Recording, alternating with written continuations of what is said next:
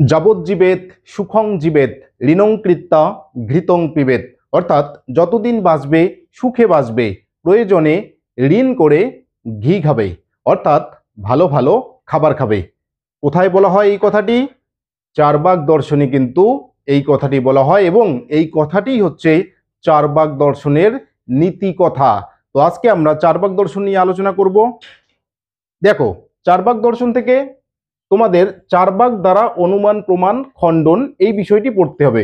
অর্থাৎ কোন কোন যুক্তির দ্বারা চারবাকরা দেখিয়েছেন যে অনুমান প্রমাণ নয়।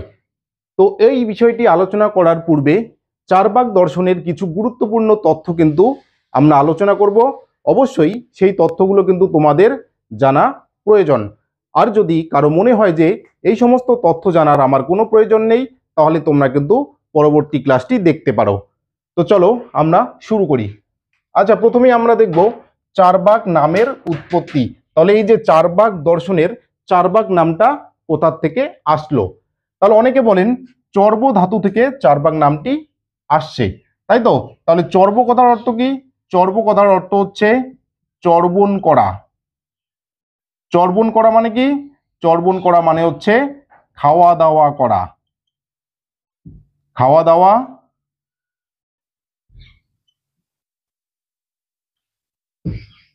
খাওয়া দাওয়া করা। তাহলে এই দর্শনে ভালো ভালো খাবারের কথা বলা হয়, অর্থাৎ যতদিন তুমি বাঁচবে ভালো ভালো খাবার খাও। তাহলে এই যে খাওয়া দাওয়া নিয়ে বেশি চর্চা হওয়ার জন্য এই দর্শনকে বলা হয় চারবাক, অর্থাৎ চর্ব থেকে চারবাক শব্দটির উৎপত্তি হলো। আচ্ছা, অনেকে আবার বলেন চারু বাক থেকে চারবাক শব্দটির উৎপত্তি হয়েছে। চারু মানে কি? চারু মানে হচ্ছে মিষ্টি। চারু মানে হচ্ছে মিষ্টি বা শ্রুতি মধুর।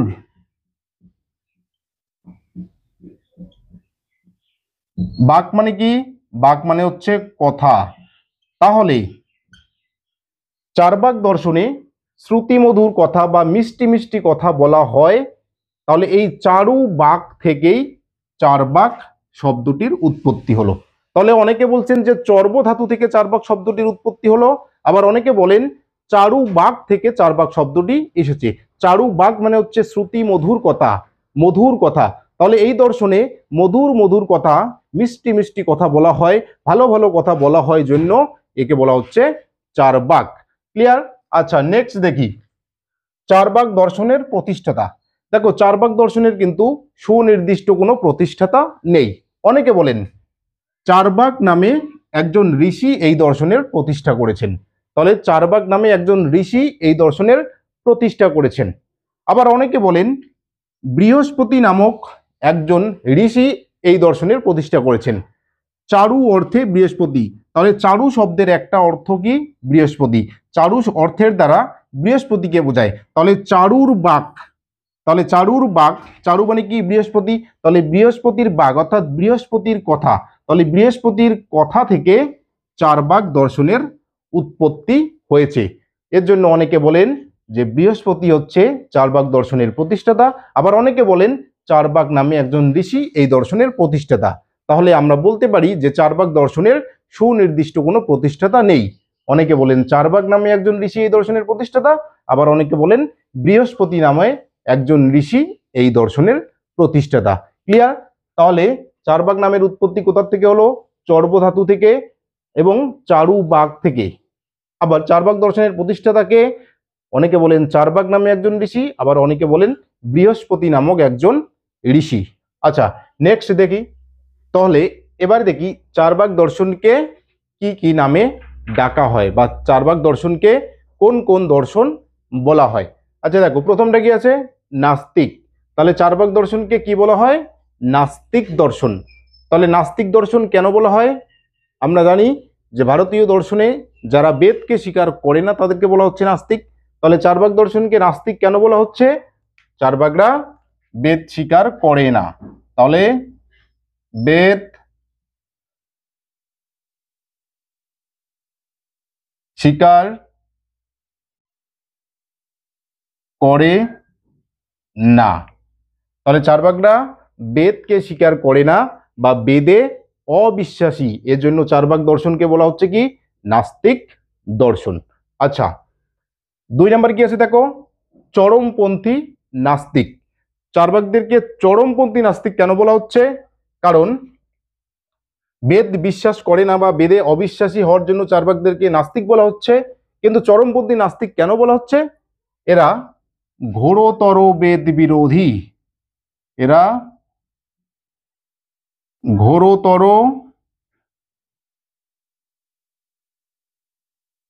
বেদ বিরোধী, এরা ঘোরতর বেদ বিরোধী এবং বেদ নিন্দুক, এবং বেদ নিন্দুক, অর্থাৎ এরা বেদকে নিন্দা করে। তাহলে এরা ঘোরতর বেদ বিরোধী এবং বেদকে নিন্দা করে জন্য এদেরকে বলা হচ্ছে চরমপন্থী নাস্তিক। নেক্সট, নাস্তিক শিরোমণি। তাহলে এদেরকে দেখো নাস্তিক বলা হচ্ছে, চরমপন্থী নাস্তিক বলা হচ্ছে, আবার নাস্তিক শিরোমণি বলা হচ্ছে। আচ্ছা, নাস্তিক শিরোমণি কে বলেছেন? মাধবাচার্য। মাধবাচার্য তার সর্বদর্শন সংগ্রহে চার্বাক দর্শনকে নাস্তিক শিরোমণি বলেছেন। কেন বলেছেন? কারণ চার্বাকরা বেদে অবিশ্বাসী, বেদে অবিশ্বাসী, পরলোকে অবিশ্বাসী, পরলোকে অবিশ্বাসী, ঈশ্বরে অবিশ্বাসী, ঈশ্বরে অবিশ্বাসী। তাহলে বেদে অবিশ্বাসী, পরলোকে অবিশ্বাসী, ঈশ্বরে অবিশ্বাসী ইত্যাদি কারণের জন্য মাধবাচার্য তার সর্বদর্শন সংগ্রহ গ্রন্থে চার্বাক দর্শনকে নাস্তিক শিরোমণি বলেছেন। আচ্ছা, এরপরে কি আছে? জড়বাদী। চার্বাক দর্শনকে জড়বাদী দর্শনও বলা হয়। কেন বলা হয়? কারণ চার্বাকদের মতে জড়ই জগতের মূল উপাদান,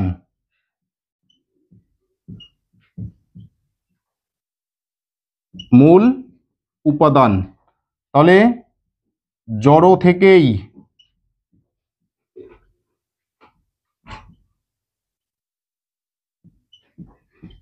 যাবতীয় বস্তুর উৎপত্তি,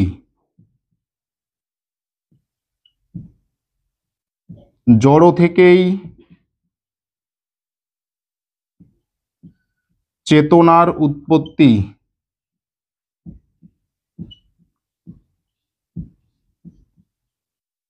তাহলে চার্বাকদের মতে জড়ই হচ্ছে জগতের মূল উপাদান, জগতের চরম উপাদান।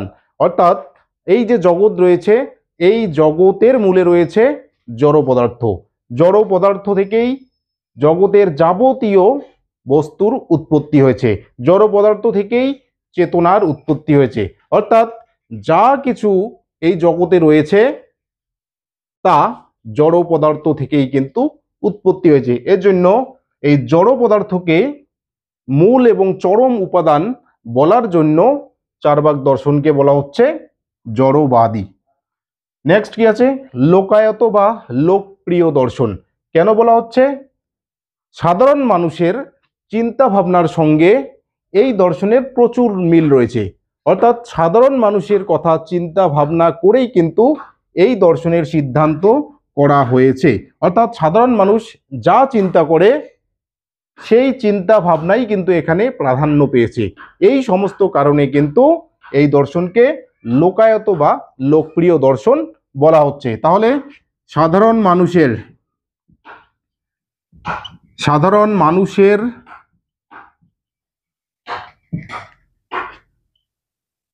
মতের মিল, অর্থাৎ সাধারণ মানুষ যা চিন্তা ভাবনা করে চার্বাক দর্শনের সিদ্ধান্তও কিন্তু ঠিক একই রকম। এর জন্য চার্বাক দর্শনকে বলা হচ্ছে লোকায়ত বা লোকপ্রিয় দর্শন।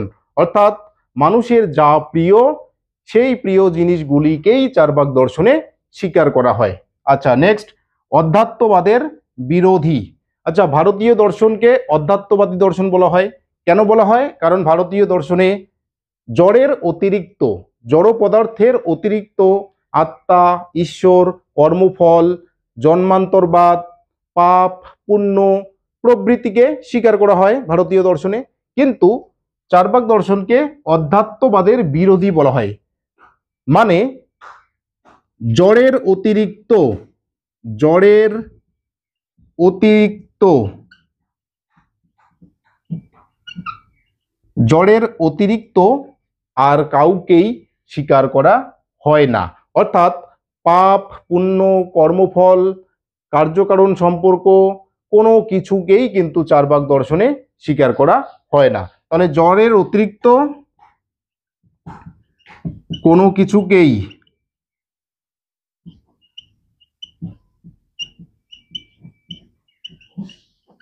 স্বীকার করা হয় না। অর্থাৎ আত্মা, ঈশ্বর, মুক্তি, কর্মফল প্রভৃতিকে অস্বীকার করা হয়েছে। আর এর জন্যই চার্বাক দর্শনকে বলা হয় অধ্যাত্মবাদের বিরোধী দর্শন। হলো, তাহলে চার্বাক দর্শনকে নাস্তিক বলা হয়। কেন নাস্তিক বলা হয়? বেদকে স্বীকার করে না। চরমপন্থী নাস্তিক বলা হয়। কেন বলা হয়? ঘোরতর বেদ বিরোধী এবং বেদ নিন্দুক। অর্থাৎ এরা প্রচন্ডভাবে বেদের বিরোধিতা করে এবং বেদকে গালিগালাজ করে। এরা বলে যে বেদ হচ্ছে ভণ্ড পুরোহিতদের দ্বারা রচিত কাহিনী। ভণ্ড পুরোহিতরা তাদের স্বার্থ সিদ্ধির জন্য বেদ প্রচার করেছেন।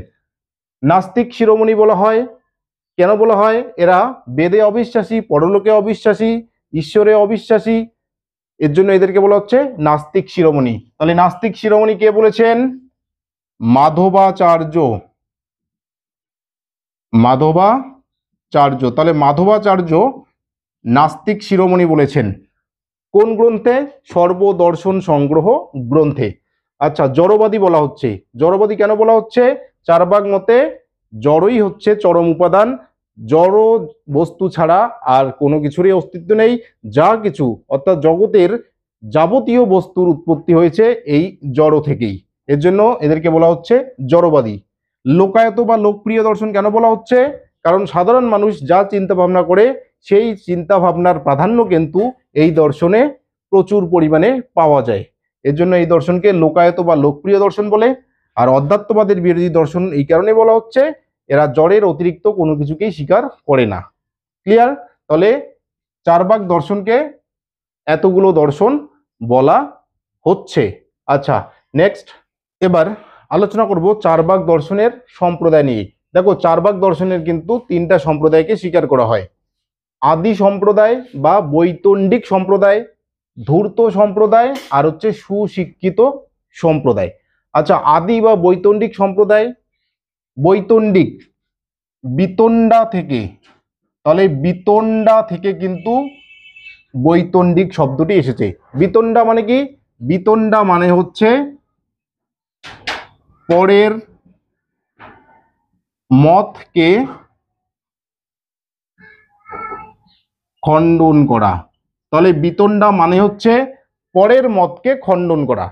তাহলে এদের নিজস্ব কিন্তু কোনো মতবাদ নেই। এদের কাজই হচ্ছে শুধু পরের মতকে খণ্ডন করা।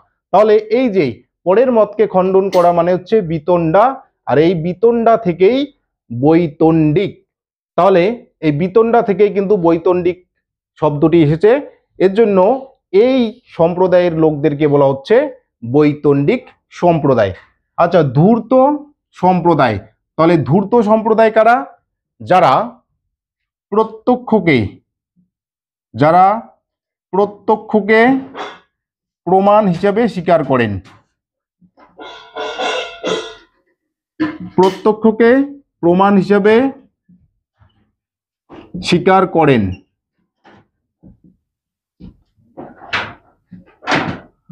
অনুমান, উপমান, শব্দ প্রভৃতিকে প্রমাণ হিসেবে স্বীকার করেন না।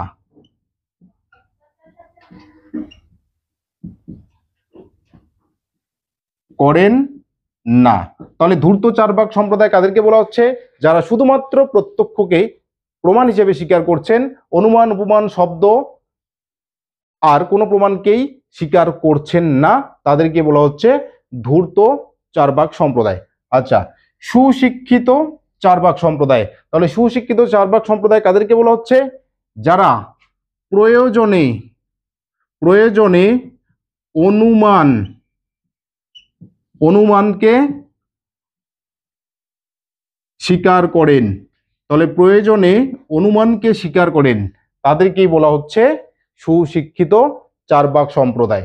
হলো, তাহলে চারবাক দর্শনের তিনটে সম্প্রদায়: আদি সম্প্রদায় বা বৈতণ্ডিক সম্প্রদায়, অর্থাৎ যারা শুধুমাত্র পরমতকে খণ্ডন করেন, কোনো প্রমাণকে স্বীকার করেন না। বৈতণ্ডিক সম্প্রদায় কোনো প্রমাণকেই স্বীকার করেন না, এদের কাজই হচ্ছে পরের মতবাদকে খণ্ডন করা, এদের নিজস্ব মতবাদও নেই।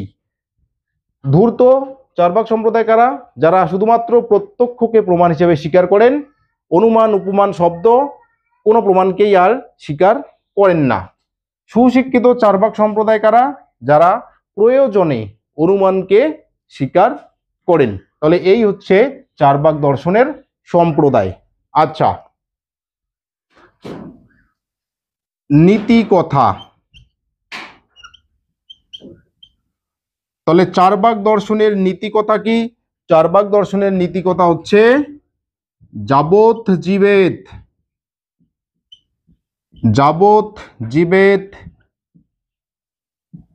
সুখং জীবেত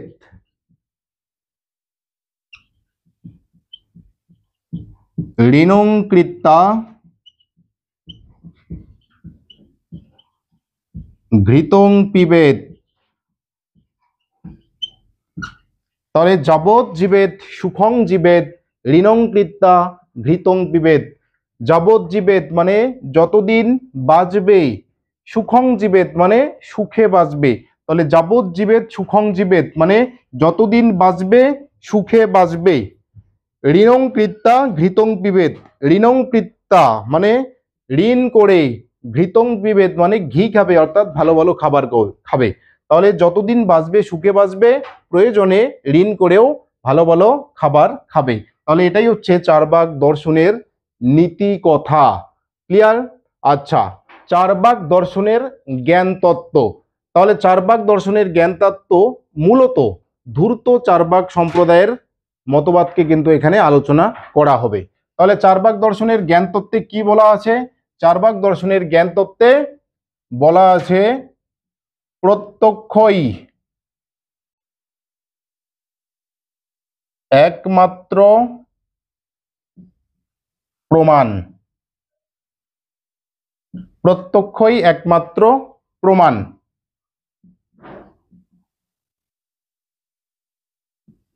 অনুমান প্রমাণ নয়।